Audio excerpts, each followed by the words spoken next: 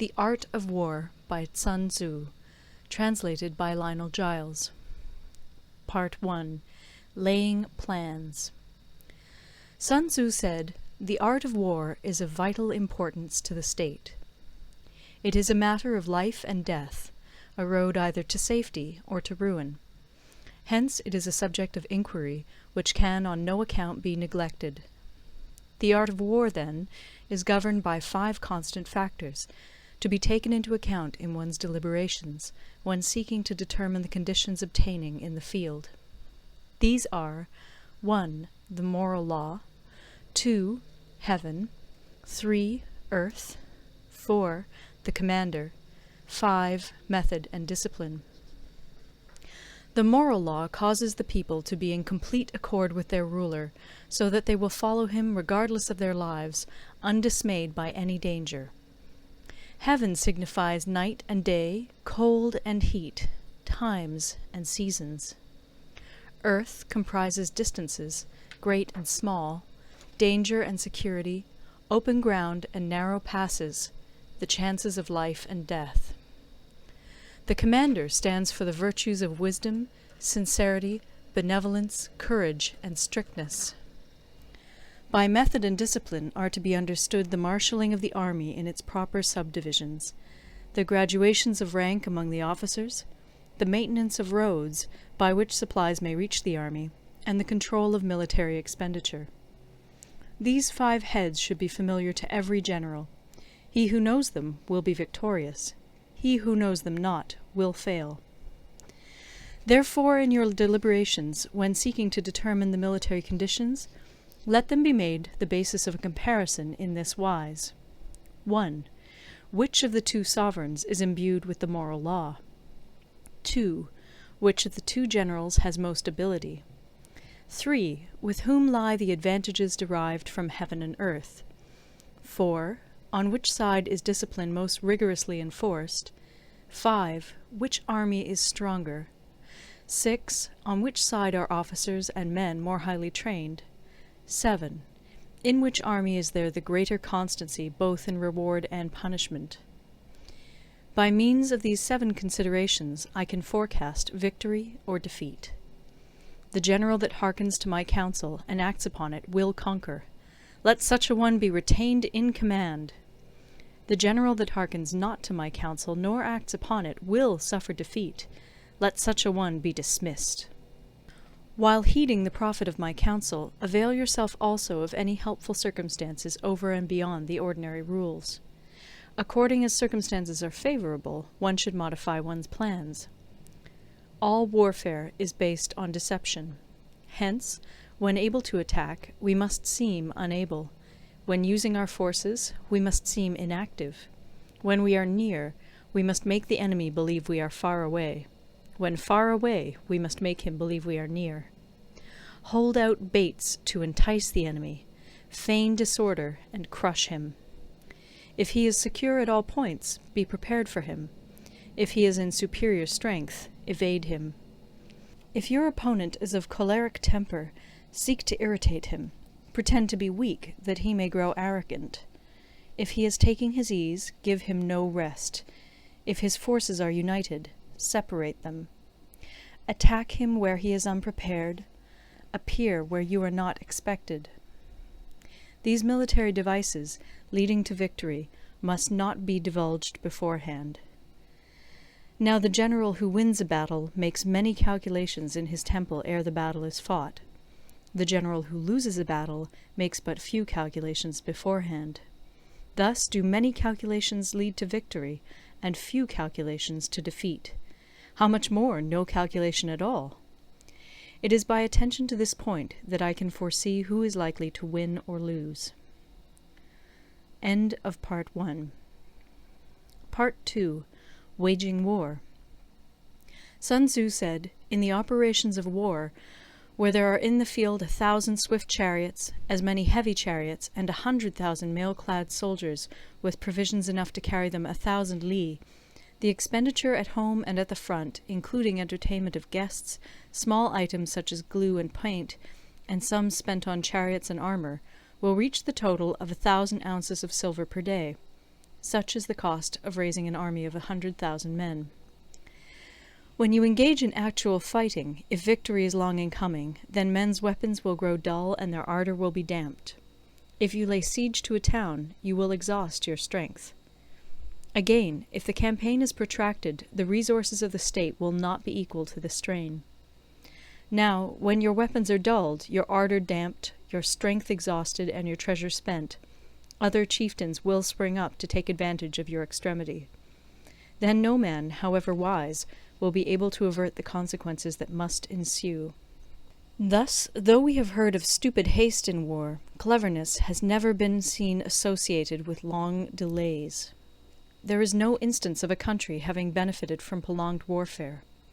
It is only one who is thoroughly acquainted with the evils of war that can thoroughly understand the profitable way of carrying it on. The skilful soldier does not raise a second levy. Neither are his supply wagons loaded more than twice. Bring war material with you from home, but forage on the enemy. Thus the army will have food enough for its needs. Poverty of the state exchequer causes an army to be maintained by contributions from a distance. Contributing to maintain an army at a distance causes the people to be impoverished. On the other hand, the proximity of an army causes prices to go up, and high prices cause the people's substance to be drained away. When their substance is drained away, the peasantry will be afflicted by heavy exactions. With this loss of substance and exhaustion of strength, the homes of the people will be stripped bare, and 3/10 of their income will be dissipated, while government expenses for broken chariots, worn-out horses, breastplates and helmets, bows and arrows, spears and shields, protective mantles, draught oxen, and heavy wagons will amount to 4/10 of its total revenue. Hence, a wise general makes a point of foraging on the enemy. 1 cartload of the enemy's provisions is equivalent to 20 of one's own, and likewise a single picul of his provender is equivalent to 20 from one's own store. Now, in order to kill the enemy, our men must be roused to anger. That there may be advantage from defeating the enemy, they must have their rewards. Therefore, in chariot fighting, when 10 or more chariots have been taken, those should be rewarded who took the first. Our own flags should be substituted for those of the enemy, and their chariots mingled and used in conjunction with ours. The captured soldiers should be kindly treated and kept. This is called using the conquered foe to augment one's own strength. In war, then, let your great object be victory, not lengthy campaigns.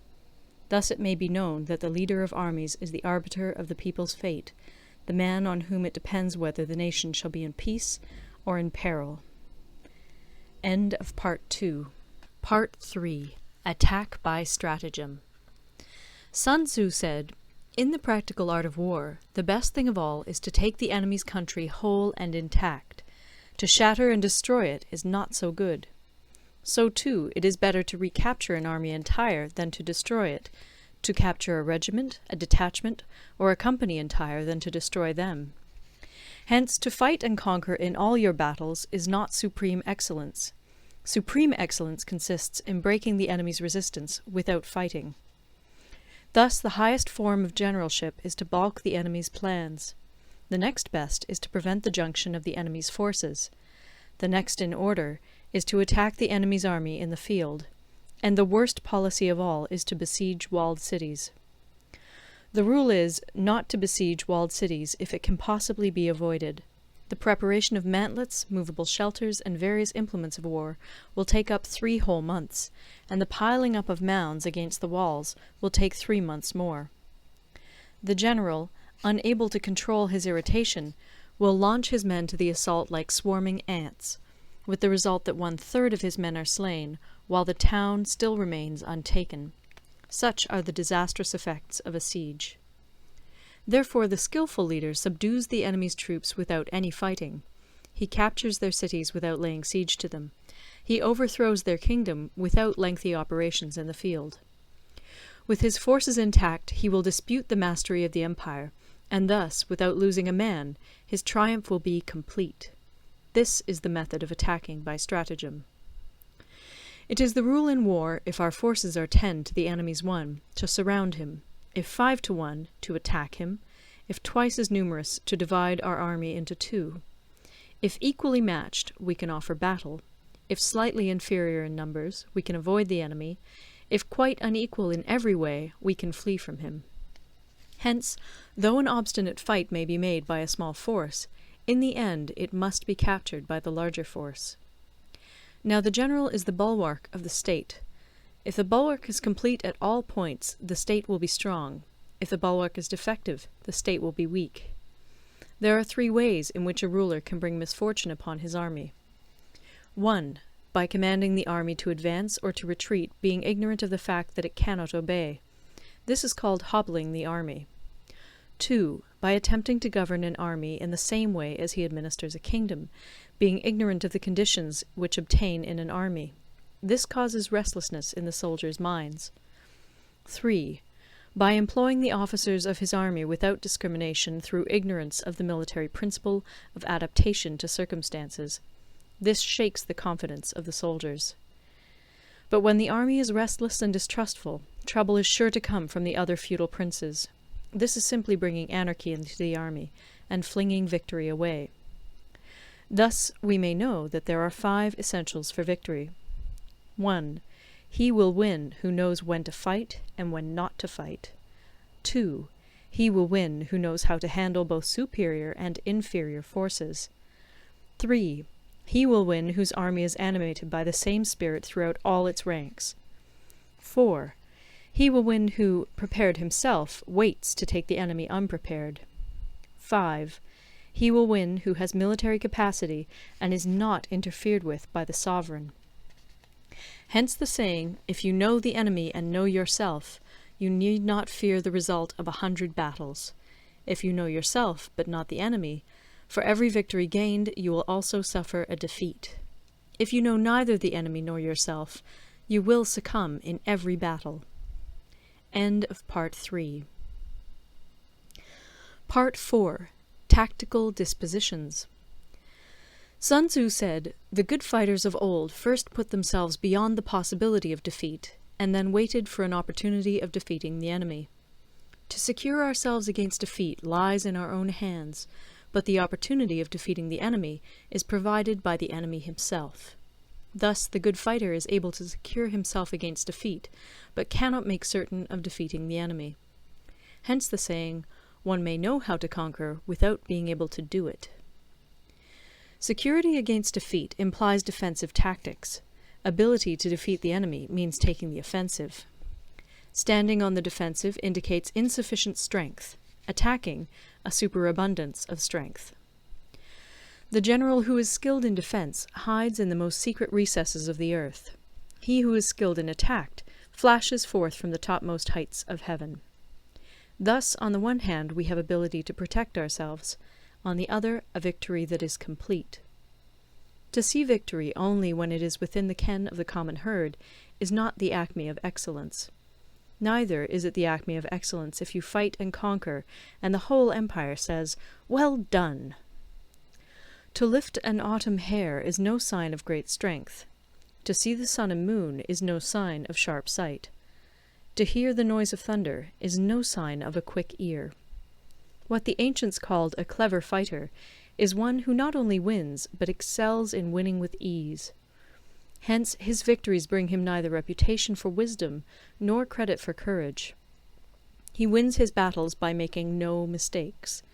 Making no mistakes is what establishes the certainty of victory, for it means conquering an enemy that is already defeated. Hence the skillful fighter puts himself into a position which makes defeat impossible, and does not miss the moment for defeating the enemy. Thus it is that in war the victorious strategist only seeks battle after the victory has been won, whereas he who is destined to defeat first fights and afterwards looks for victory. The consummate leader cultivates the moral law and strictly adheres to method and discipline. Thus it is in his power to control success. In respect of military method we have, firstly, measurement, secondly, estimation of quantity, thirdly, calculation, fourthly, balancing of chances, fifthly, victory. Measurement owes its existence to earth, estimation of quantity to measurement, calculation to estimation of quantity, balancing of chances to calculation, and victory to balancing of chances. A victorious army opposed to a routed one is as a pound's weight placed in the scale against a single grain. The onrush of a conquering force is like the bursting of pent-up waters into a chasm 1,000 fathoms deep. End of Part 4. Part 5. Energy. Sun Tzu said, "The control of a large force is the same principle as the control of a few men. It is merely a question of dividing up their numbers." Fighting with a large army under your command is nowise different from fighting with a small one. It is merely a question of instituting signs and signals. To ensure that your whole host may withstand the brunt of the enemy's attack and remain unshaken, this is effected by maneuvers direct and indirect. That the impact of your army may be like a grindstone dashed against an egg, this is effected by the science of weak points and strong. In all fighting, the direct method may be used for joining battle, but indirect methods will be needed in order to secure victory. Indirect tactics, efficiently applied, are inexhaustible as heaven and earth, unending as the flow of rivers and streams. Like the sun and moon, they end but to begin anew. Like the 4 seasons, they pass away to return once more. There are not more than 5 musical notes, yet the combinations of these 5 give rise to more melodies than can ever be heard. There are not more than 5 primary colors, blue, yellow, red, white, and black, yet in combination they produce more hues than can ever be seen. There are not more than 5 cardinal tastes, sour, acrid, salt, sweet, bitter, yet combinations of them yield more flavors than can ever be tasted. In battle there are not more than 2 methods of attack, the direct and the indirect, yet these 2 in combination give rise to an endless series of maneuvers. The direct and the indirect lead on to each other in turn. It is like moving in a circle, you never come to an end. Who can exhaust the possibilities of their combination? The onset of troops is like the rush of a torrent which will even roll stones along in its course. The quality of decision is like the well-timed swoop of a falcon, which enables it to strike and destroy its victim. Therefore, the good fighter will be terrible in his onset and prompt in his decision. Energy may be likened to the bending of a crossbow, decision to the releasing of a trigger. Amid the turmoil and tumult of battle, there may be seeming disorder, and yet no real disorder at all. Amid confusion and chaos, your array may be without head or tail, yet it will be proof against defeat. Simulated disorder postulates perfect discipline. Simulated fear postulates courage. Simulated weakness postulates strength. Hiding order beneath the cloak of disorder is simply a question of subdivision. Concealing courage under their show of timidity presupposes a fund of latent energy. Masking strength with weakness is to be effected by tactical dispositions. Thus, one who is skilful at keeping the enemy on the move maintains deceitful appearances, according to which the enemy will act. He sacrifices something that the enemy may snatch at it. By holding out baits, he keeps him on the march. Then, with a body of picked men, he lies in wait for him. The clever combatant looks to the effect of combined energy, and does not require too much from individuals. Hence his ability to pick out the right men and utilize combined energy. When he utilizes combined energy, his fighting men become as it were like unto rolling logs or stones, for it is the nature of a log or stone to remain motionless on level ground, and to move when on a slope. If four-cornered, to come to a standstill, but if round-shaped, to go rolling down. Thus the energy developed by good fighting men is as the momentum of a round stone rolled down a mountain thousands of feet in height. So much on the subject of energy. End of Part 5. Part 6. Weak Points and Strong. Sun Tzu said, "Whoever is first in the field and awaits the coming of the enemy will be fresh for the fight. Whoever is second in the field and has to hasten to battle will arrive exhausted." Therefore, the clever combatant imposes his will on the enemy, but does not allow the enemy's will to be imposed on him. By holding out advantages to him, he can cause the enemy to approach of his own accord, or, by inflicting damage, he can make it impossible for the enemy to draw near. If the enemy is taking his ease, he can harass him. If well supplied with food, he can starve him out. If quietly encamped, he can force him to move. Appear at points which the enemy must hasten to defend. March swiftly to places where you are not expected. An army may march great distances without distress, if it marches through country where the enemy is not. You can be sure of succeeding in your attacks if you only attack places which are undefended. You can ensure the safety of your defense if you only hold positions that cannot be attacked. Hence that general is skillful in attack whose opponent does not know what to defend, and he is skillful in defense whose opponent does not know what to attack. O divine art of subtlety and secrecy! Through you we learn to be invisible, through you inaudible, and hence we can hold the enemy's fate in our hands. You may advance and be absolutely irresistible if you make for the enemy's weak points. You may retire and be safe from pursuit if your movements are more rapid than those of the enemy. If we wish to fight, the enemy can be forced to an engagement even though he be sheltered behind a high rampart and a deep ditch. All we need do is attack some other place that he will be obliged to relieve. If we do not wish to fight, we can prevent the enemy from engaging us even though the lines of our encampment be merely traced out on the ground. All we need do is throw something odd and unaccountable in his way. By discovering the enemy's dispositions and remaining invisible ourselves, we can keep our forces concentrated while the enemy's must be divided. We can form a single united body while the enemy must split up into fractions.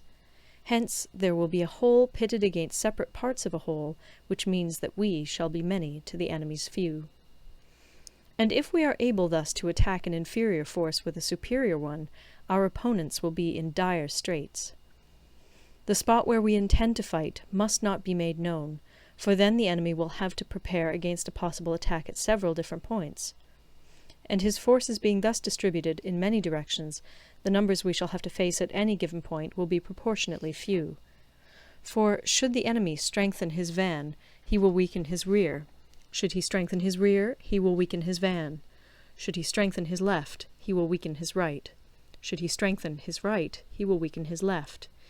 If he sends reinforcements everywhere, he will everywhere be weak. Numerical weakness comes from having to prepare against possible attacks. Numerical strength from compelling our adversary to make these preparations against us. Knowing the place and the time of the coming battle, we may concentrate from the greatest distances in order to fight. But if neither time nor place be known, then the left wing will be impotent to succour the right equally impotent to succour the left, the van unable to relieve the rear, or the rear to support the van.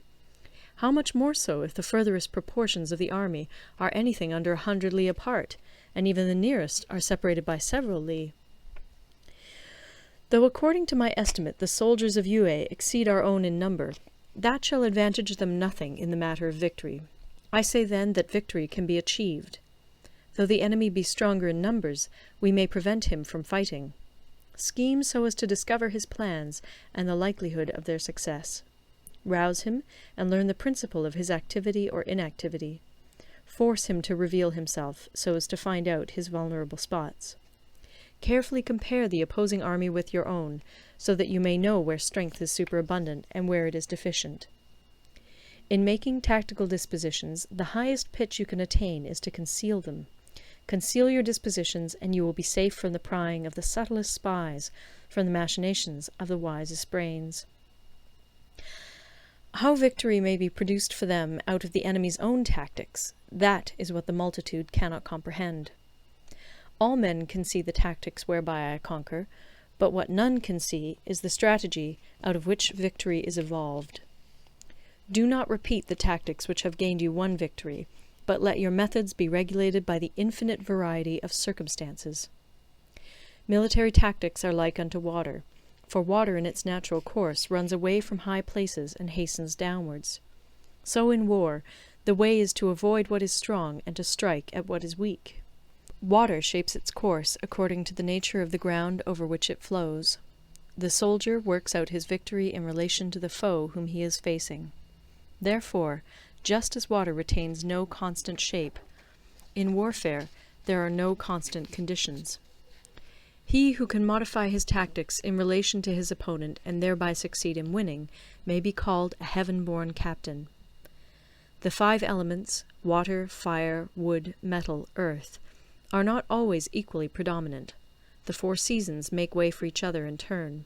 There are short days and long. The moon has its periods of waning and waxing. End of Part 6. Part 7. Maneuvering. Sun Tzu said, "In war, the general receives his commands from the sovereign.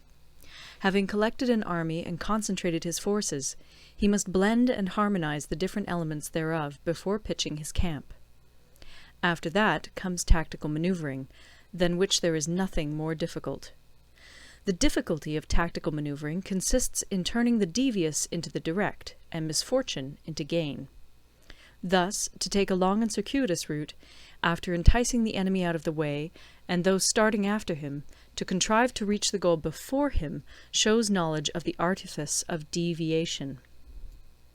Maneuvering with an army is advantageous, with an undisciplined multitude most dangerous.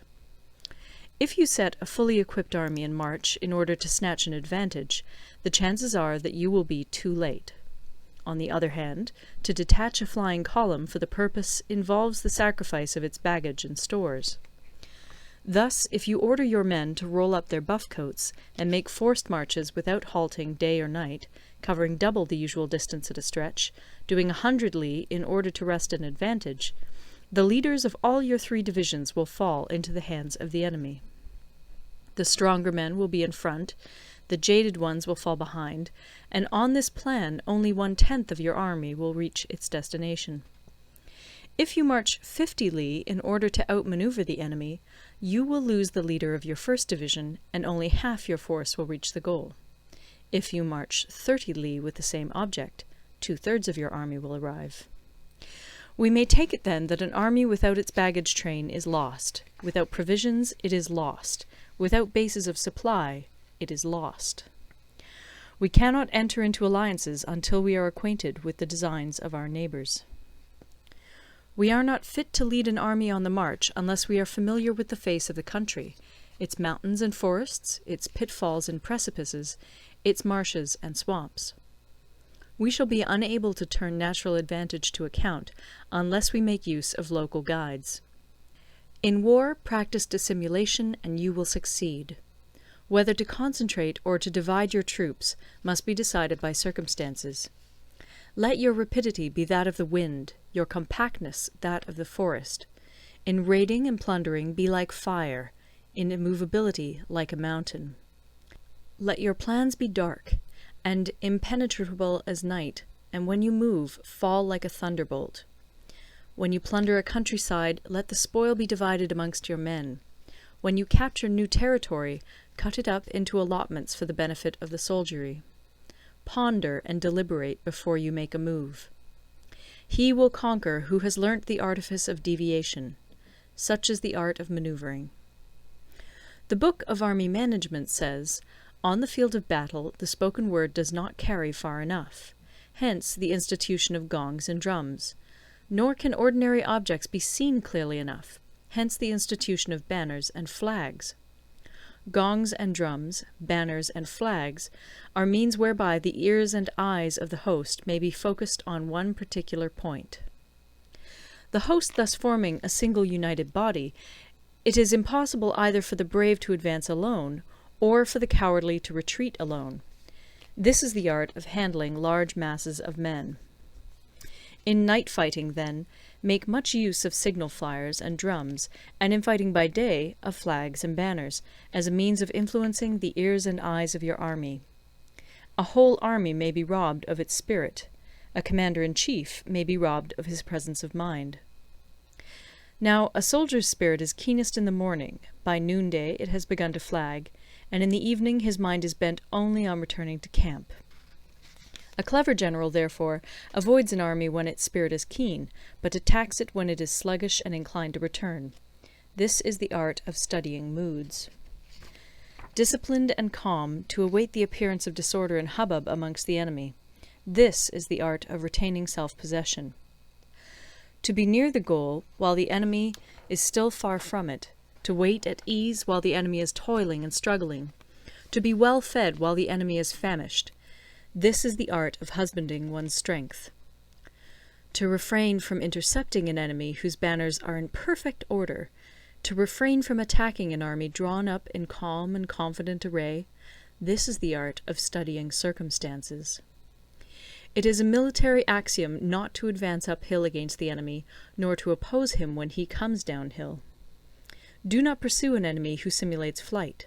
Do not attack soldiers whose temper is keen. Do not swallow bait offered by the enemy.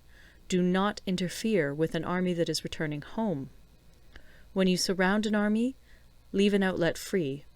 Do not press a desperate foe too hard. Such is the art of warfare. End of Part 7. Part 8. Variation in Tactics. Sun Tzu said, "In war, the general receives his commands from the sovereign, collects his army, and concentrates his forces. When in difficult country, do not encamp. In country where high roads intersect, join hands with your allies. Do not linger in dangerously isolated positions. In hemmed-in situations, you must resort to stratagem. In desperate position, you must fight. There are roads which must not be followed, armies which must not be attacked, towns which must not be besieged, positions which must not be contested, commands of the sovereign which must not be obeyed." The general who thoroughly understands the advantages that accompany variation of tactics knows how to handle his troops. The general who does not understand these may be well acquainted with the configuration of the country, yet he will not be able to turn his knowledge to practical account. So, the student of war who is unversed in the art of war of varying his plans, even though he be acquainted with the 5 advantages, will fail to make the best use of his men. Hence, in the wise leader's plans, considerations of advantage and of disadvantage will be blended together. If our expectation of advantage be tempered in this way, we may succeed in accomplishing the essential part of our schemes. If, on the other hand, in the midst of difficulties we are always ready to seize an advantage, we may extricate ourselves from misfortune. Reduce the hostile chiefs by inflicting damage on them, and make trouble for them, and keep them constantly engaged. Hold out specious allurements, and make them rush to any given point. The art of war teaches us to rely not on the likelihood of the enemy's not coming, but on our own readiness to receive him, not on the chance of his not attacking, but rather on the fact that we have made our position unassailable. There are 5 dangerous faults which may affect a general. 1. Recklessness, which leads to destruction. 2. Cowardice, which leads to capture. 3. A hasty temper, which can be provoked by insults. 4. A delicacy of honour, which is sensitive to shame. 5. Over-solicitude for his men, which exposes him to worry and trouble. These are the 5 besetting sins of a general, ruinous to the conduct of war. When an army is overthrown and its leader slain, the cause will surely be found among these 5 dangerous faults. Let them be a subject of meditation. End of Part 9. Part 9. The Army on the March. Sun Tzu said, "We come now to the question of encamping the army, and observing signs of the enemy. Pass quickly over mountains, and keep in the neighbourhood of valleys. Camp in high places, facing the sun. Do not climb heights in order to fight." So much for mountain warfare. After crossing a river, you should get far away from it. When an invading force crosses a river in its onward march, do not advance to meet it in midstream. It will be best to let half the army get across, and then deliver your attack. If you are anxious to fight, you should not go to meet the invader near a river which he has to cross. Moor your craft higher up than the enemy, and facing the sun. Do not move upstream to meet the enemy. So much for river warfare. In crossing salt marshes, your sole concern should be to get over them quickly, without any delay. If forced to fight in a salt marsh, you should have water and grass near you, and get your back to a clump of trees. So much for operations in salt marshes. In dry, level country, take up an easily accessible position with rising ground to your right and on your rear, so that the danger may be in front and safety lie behind. So much for campaigning in flat country. These are the 4 useful branches of military knowledge which enabled the Yellow Emperor to vanquish 4 several sovereigns. All armies prefer high ground to low, and sunny places to dark. If you are careful of your men and camp on hard ground, the army will be free from disease of every kind, and this will spell victory. When you come to a hill or a bank, occupy the sunny side, with the slope on your right rear. Thus you will at once act for the benefit of your soldiers, and utilize the natural advantages of the ground. When, in consequence of heavy rains up country, a river which you wish to ford is swollen and flecked with foam, you must wait until it subsides. Country in which there are precipitous cliffs with torrents running between, deep natural hollows, confined places, tangled thickets, quagmires, and crevasses, should be left with all possible speed and not approached. While we keep away from such places, we should get the enemy to approach them. While we face them, we should let the enemy have them on his rear. If in the neighbourhood of your camp there should be any hilly country, ponds surrounded by aquatic grass, hollow basins filled with reeds, or woods with thick undergrowth, they must be carefully routed out and searched, for these are places where men in ambush or insidious spies are likely to be lurking. When the enemy is close at hand and remains quiet, he is relying on the natural strength of his position. When he keeps aloof and tries to provoke a battle, he is anxious for the other side to advance. If his place of encampment is easy of access, he is tendering a bait. Movement amongst the trees of a forest shows that the enemy is advancing. The appearance of a number of screens in the midst of thick grass means that the enemy wants to make us suspicious. The rising of birds in their flight is the sign of an ambuscade. Startled beasts indicate that a sudden attack is coming. When there is dust rising in a high column, it is the sign of chariots advancing.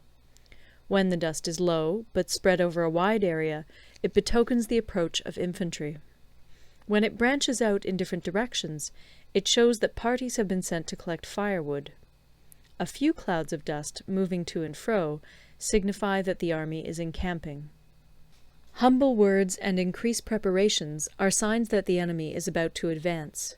Violent language and driving forward as if to the attack are signs that he will retreat. When the light chariots come out first and take up a position on the wings, it is a sign that the enemy is forming for battle. Peace proposals unaccompanied by a sworn covenant indicate a plot. When there is much running about, and the soldiers fall into rank, it means that the critical moment has come. When some are seen advancing and some retreating, it is a lure. When the soldiers stand leaning on their spears, they are faint from want of food.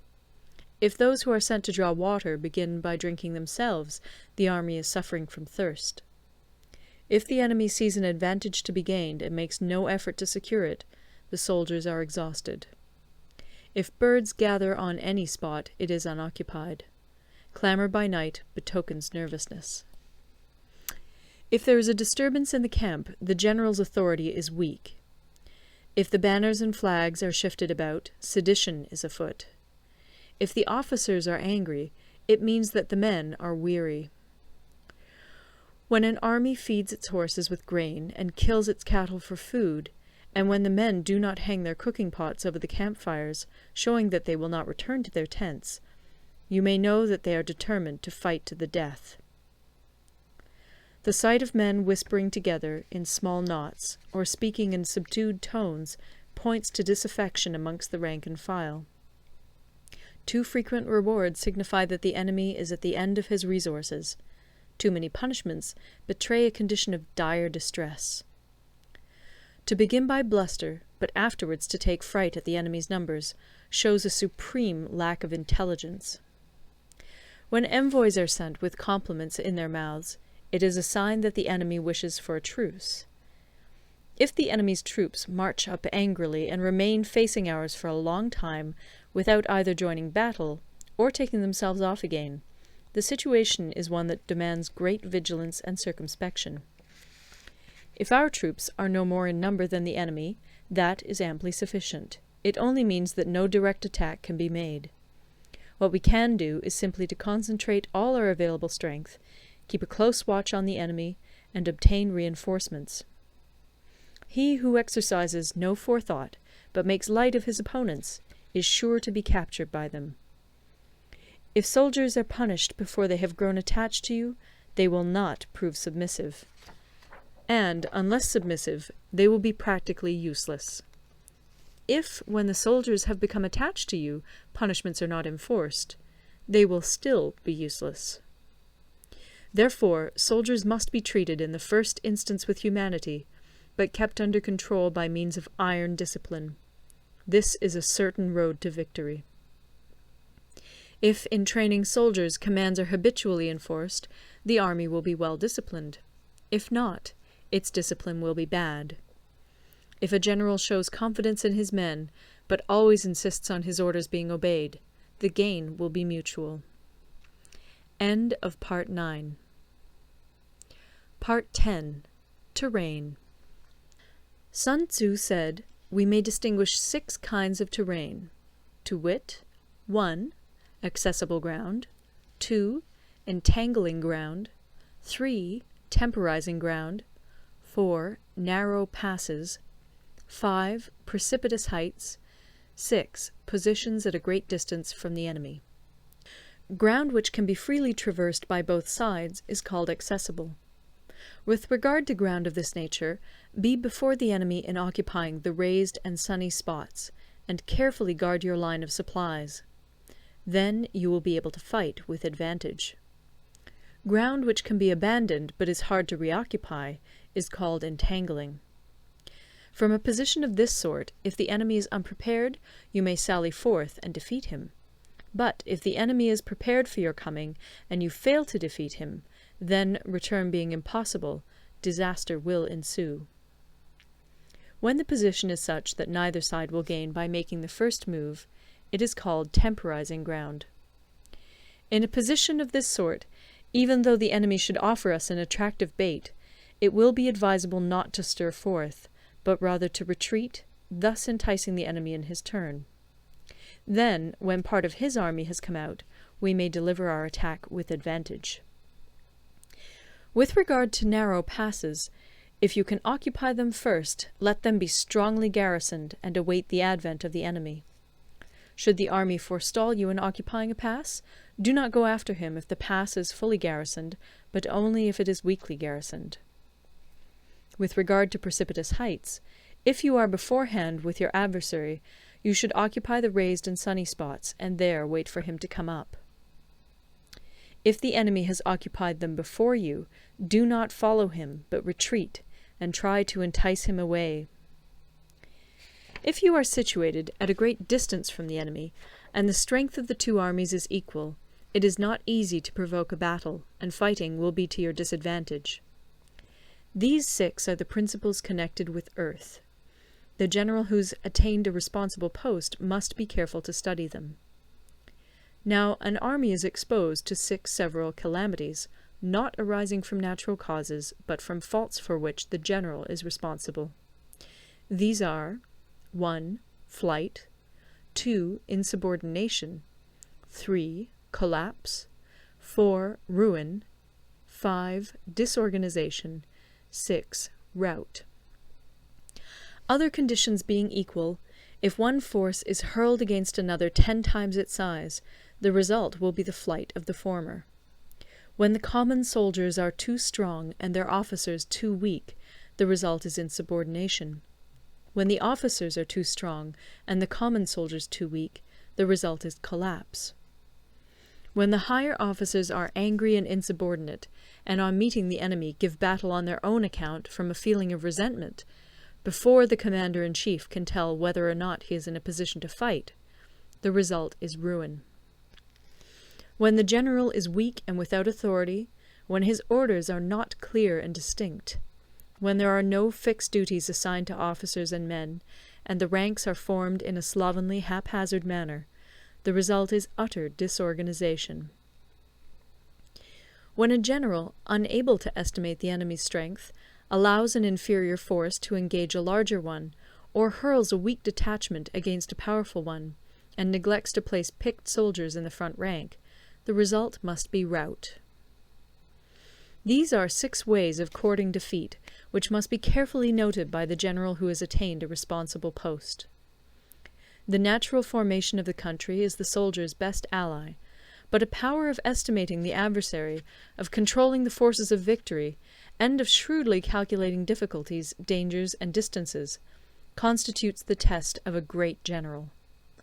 He who knows these things, and in fighting puts his knowledge into practice, will win his battles. He who knows them not, nor practices them, will surely be defeated. If fighting is sure to result in victory, then you must fight, even though the ruler forbid it. If fighting will not result in victory, then you must not fight even at the ruler's bidding. The general who advances without coveting fame, and retreats without fearing disgrace, whose only thought is to protect his country and do good service for his sovereign, is the jewel of the kingdom. Regard your soldiers as your children, and they will follow you into the deepest valleys. Look upon them as your own beloved sons, and they will stand by you even unto death. If, however, you are indulgent, but unable to make your authority felt, kind-hearted, but unable to enforce your commands, and incapable, moreover, of quelling disorder, then your soldiers must be likened to spoilt children. They are useless for any practical purpose. If we know that our own men are in a condition to attack, but are unaware that the enemy is not open to attack, we have gone only half-way towards victory. If we know that the enemy is open to attack, but are unaware that our own men are not in a condition to attack, we have gone only half-way towards victory. If we know that the enemy is open to attack, and also know that our men are in a condition to attack, but are unaware that the nature of the ground makes fighting impracticable, we have still only gone half-way towards victory. Hence the experienced soldier, once in motion, is never bewildered. Once he has broken camp, he is never at a loss. Hence the saying, "If you know the enemy and know yourself, your victory will not stand in doubt. If you know heaven and know earth, you may make your victory complete." End of Part 10. Part 11. The 9 Situations. Sun Tzu said, "The art of war recognizes 9 varieties of ground. 1. Dispersive ground. 2. Facile ground. 3. Contentious ground. 4. Open ground. 5. Ground of intersecting highways. 6. Serious ground. 7. Difficult ground. 8. Hemmed-in ground. 9. Desperate ground. When a chieftain is fighting in his own territory, it is dispersive ground. When he has penetrated into hostile territory, but to no great distance, it is facile ground. Ground the possession of which imports great advantage to either side is contentious ground. Ground on which each side has liberty of movement is open ground. Ground which forms the key to 3 contiguous states, so that he who occupies it first has most of the empire at his command, is a ground of intersecting highways. When an army has penetrated into the heart of a hostile country, leaving a number of fortified cities in its rear, it is serious ground. Mountain forests, rugged steeps, marshes, and fens, all country that is hard to traverse, this is difficult ground. Ground which is reached through narrow gorges, and from which we can only retire by tortuous paths, so that a small number of the enemy would suffice to crush a large body of our men, this is hemmed-in ground. Ground on which we can only be saved from destruction by fighting without delay is desperate ground. On dispersive ground, therefore, fight not. On facile ground, halt not. On contentious ground, attack not. On open ground, do not try to block the enemy's way. On the ground of intersecting highways, join hands with your allies. On serious ground, gather in plunder. In difficult ground, keep steadily on the march. On hemmed-in ground, resort to stratagem. On desperate ground, fight. Those who were called skillful leaders of old knew how to drive a wedge between the enemy's front and rear, to prevent cooperation between his large and small divisions, to hinder the good troops from rescuing the bad, the officers from rallying their men. When the enemy's men were united, they managed to keep them in disorder. When it was to their advantage, they made a forward move. When otherwise, they stopped still. If asked how to cope with a great host of the enemy in orderly array, and on the point of marching to the attack, I should say, begin by seizing something which your opponent holds dear. Then he will be amenable to your will. Rapidity is the essence of war. Take advantage of the enemy's unreadiness. Make your way by unexpected routes, and attack unguarded spots. The following are the principles to be observed by an invading force. The further you penetrate into a country, the greater will be the solidarity of your troops, and thus the defenders will not prevail against you. Make forays in fertile country in order to supply your army with food. Carefully study the well-being of your men, and do not overtax them. Concentrate your energy and hoard your strength. Keep your army continually on the move, and devise unfathomable plans. Throw your soldiers into positions whence there is no escape, and they will prefer death to flight. If they will face death, there is nothing they may not achieve. Officers and men alike will put forth their uttermost strength. Soldiers, when in desperate straits, lose the sense of fear. If there is no place of refuge, they will stand firm. If they are in hostile country, they will show a stubborn front. If there is no help for it, they will fight hard. Thus, without waiting to be marshalled, the soldiers will be constantly on the qui-vive. Without waiting to be asked, they will do your will. Without restrictions, they will be faithful. Without giving orders, they can be trusted. Prohibit the taking of omens, and do away with superstitious doubts. Then, until death itself comes, no calamity need be feared. If our soldiers are not overburdened with money, it is not because they have a distaste for riches. If their lives are not unduly long, it is not because they are disinclined to longevity. On the day they are ordered out to battle, your soldiers may weep, those sitting up bedewing their garments, and those lying down, letting the tears run down their cheeks. But let them once be brought to bay, and they will display the courage of a Chu or a Kui. The skilful tactician may be likened to the Shuai-jan. Now, the Shuai-jan is a snake that is found in the Ch'ung Mountains. Strike at its head, and you will be attacked by its tail. Strike at its tail, and you will be attacked by its head. Strike at the middle, and you will be attacked by head and tail both. Asked if an army can be made to imitate the Shuai-jan, I should answer yes. For the men of Wu and the men of Yue are enemies. Yet if they are crossing a river in the same boat and are caught by a storm, they will come to each other's assistance, just as the left hand helps the right. Hence it is not enough to put one's trust in the tethering of horses and the burying of chariot wheels in the ground. The principle on which to manage an army is to set up one standard of courage, which all must reach. How to make the best of both strong and weak, that is a question involving the proper use of ground. Thus, the skilful general conducts his army just as though he were leading a single man, willy-nilly, by the hand.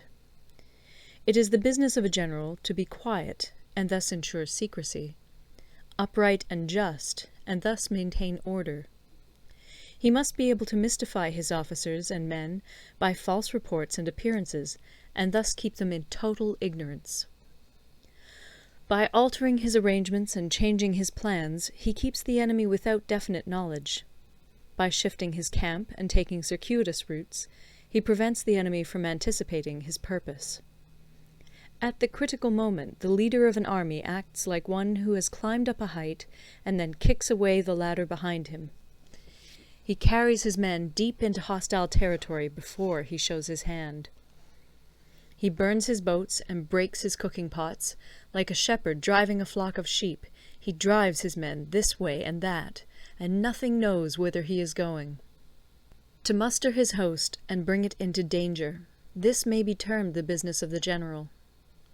The different measures suited to the 9 varieties of ground, the expediency of aggressive or defensive tactics, and the fundamental laws of human nature, these are things that must most certainly be studied. When invading hostile territory, the general principle is that penetrating deeply brings cohesion. Penetrating but a short way means dispersion. When you leave your own country behind and take your army across neighborhood territory, you find yourself on critical ground. When there are means of communication on all 4 sides, the ground is one of intersecting highways. When you penetrate deeply into a country, it is serious ground. When you penetrate but a little way, it is facile ground. When you have the enemy's strongholds on your rear and narrow passes in front, it is hemmed-in ground. When there is no place of refuge at all, it is desperate ground. Therefore, on dispersive ground I would inspire my men with unity of purpose. On facile ground, I would see that there is close connection between all parts of my army. On contentious ground, I would hurry up my rear. On open ground, I would keep a vigilant eye on my defences. On ground of intersecting highways, I would consolidate my alliances. On serious ground, I would try to ensure a continuous stream of supplies. On difficult ground, I would keep pushing on along the road.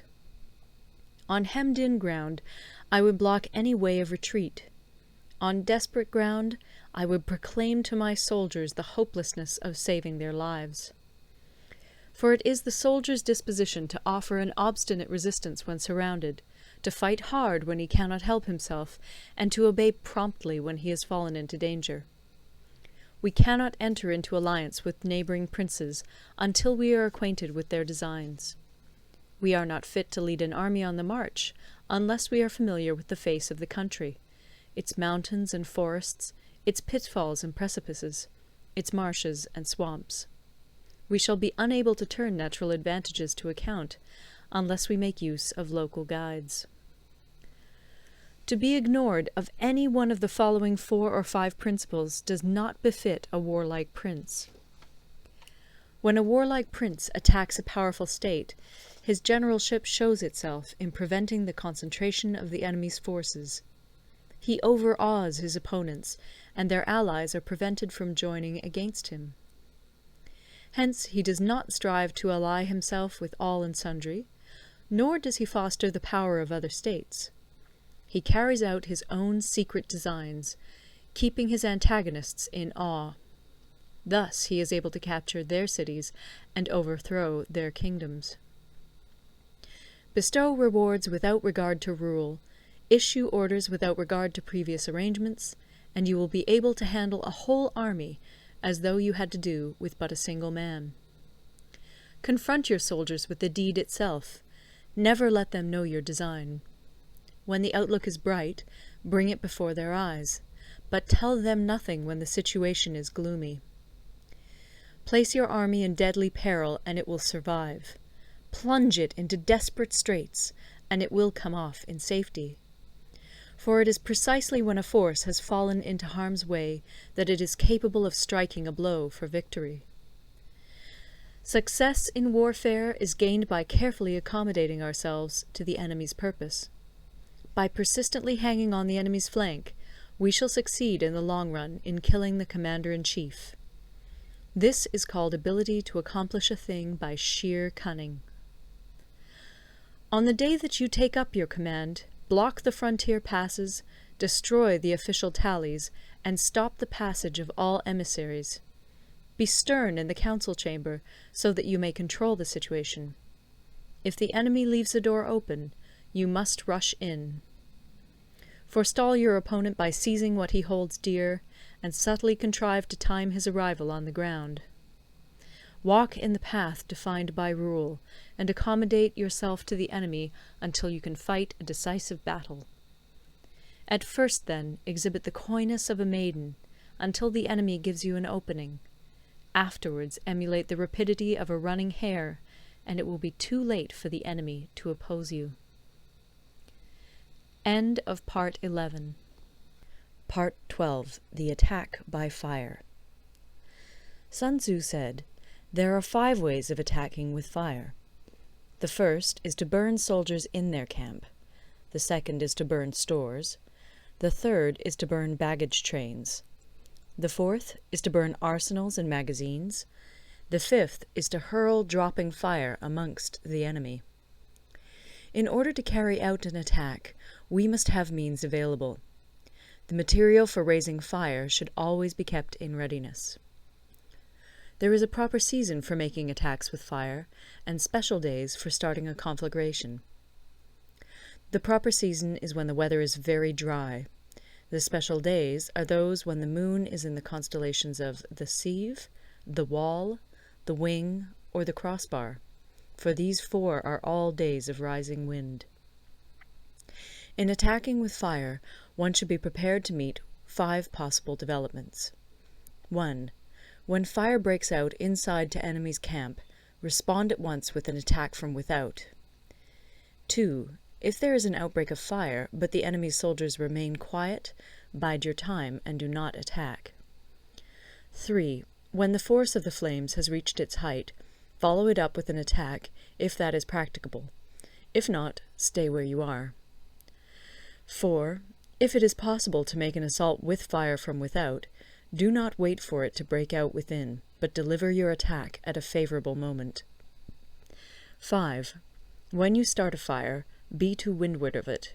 Do not attack from the leeward. A wind that rises in the daytime lasts long, but a night breeze soon falls. In every army, the 5 developments connected with fire must be known, the movements of the stars calculated, and a watch kept for the proper days. Hence, those who use fire as an aid to the attack show intelligence. Those who use water as an aid to the attack gain an accession of strength. By means of water, an enemy may be intercepted, but not robbed of all his belongings. Unhappy is the fate of one who tries to win his battles and succeed in his attacks without cultivating the spirit of enterprise, for the result is a waste of time and general stagnation. Hence the saying, "The enlightened ruler lays his plans well ahead. The good general cultivates his resources." Move not unless you see an advantage. Use not your troops unless there is something to be gained. Fight not unless the position is critical. No ruler should put troops into the field merely to gratify his own spleen. No general should fight a battle simply out of pique. If it is to your advantage, make a forward move. If not, stay where you are. Anger may in time change to gladness. Vexation may be succeeded by content. But a kingdom that has once been destroyed can never come again into being, nor can the dead ever be brought back to life. Hence the enlightened ruler is heedful, and the good general full of caution. This is the way to keep a country at peace and an army intact. End of Part 12. Part 13. The Use of Spies. Sun Tzu said, "Raising a host of 100,000 men and marching them great distances entails heavy loss on the people and a drain on the resources of the state. The daily expenditure will amount to 1,000 ounces of silver. There will be commotion at home and abroad, and men will drop down exhausted on the highways. As many as 700,000 families will be impeded in their labour. Hostile armies may feast each other for years, striving for the victory which is decided in a single day. This being so, to remain in ignorance of the enemy's condition simply because one grudges the outlay of 100 ounces of silver in honours and emoluments is the height of inhumanity. One who acts thus is no leader of men, no present help to his sovereign, no master of victory. Thus, what enables the wise sovereign and the good general to strike and conquer and achieve things beyond the reach of ordinary men is foreknowledge. Now, this foreknowledge cannot be elicited from spirits. It cannot be obtained inductively from experience, nor by any deductive calculation. Knowledge of the enemy's dispositions can only be obtained from other men. Hence the use of spies, of whom there are 5 classes. 1. Local spies. 2. Inward spies. 3. Converted spies. 4. Doomed spies. 5. Surviving spies. When these 5 kinds of spy are all at work, none can discover the secret system. This is called divine manipulation of the threads. It is the sovereign's most precious faculty. Having local spies means employing the services of the inhabitants of a district. Having inward spies, making use of officials of the enemy. Having converted spies, getting hold of the enemy's spies and using them for our own purposes. Having doomed spies, doing certain things openly for purposes of deception, and allowing our spies to know of them and report them to the enemy. Surviving spies, finally, are those who bring back news from the enemy's camp. Hence it is that none in the whole army are more intimate relations to be maintained than with spies. None should be more liberally rewarded. In no other business should greater secrecy be preserved. Spies cannot be usefully employed without a certain intuitive sagacity. They cannot be properly managed without benevolence and straightforwardness. Without subtle ingenuity of mind, one cannot make certain of the truth of their reports. Be subtle, and use your spies for every kind of business. If a secret piece of news is divulged by a spy before the time is ripe, he must be put to death together with the man to whom the secret was told. Whether the object be to crush an army, to storm a city, or to assassinate an individual, it is always necessary to begin by finding out the names of the attendants, the aides-de-camp, and doorkeepers and sentries of the general in command. Our spies must be commissioned to ascertain these. The enemy's spies, who have come to spy on us, must be sought out, tempted with bribes, led away, and comfortably housed. Thus they will become converted spies and available for our service. It is through the information brought by the converted spy that we are able to acquire and employ local and inward spies. It is owing to this information again that we can cause the doomed spy to carry false tidings to the enemy. Lastly, it is by this information that the surviving spy can be used on appointed occasions. The end and aim of spying in all its 5 varieties is knowledge of the enemy, and this knowledge can only be derived in the first instance from the converted spy. Hence it is essential that the converted spy be treated with the utmost liberality. Of old, the rise of the Yin dynasty was due to Yi Qi, who had served under the Xia. Likewise, the rise of the Chu dynasty was due to Liu Ya, who had served under the Yin. Hence it is only the enlightened ruler and the wise general who will use the highest intelligence of the army for purposes of spying, and thereby they achieve great results. Spies are a most important element in water, because on them depends an army's ability to move. End of the Art of War.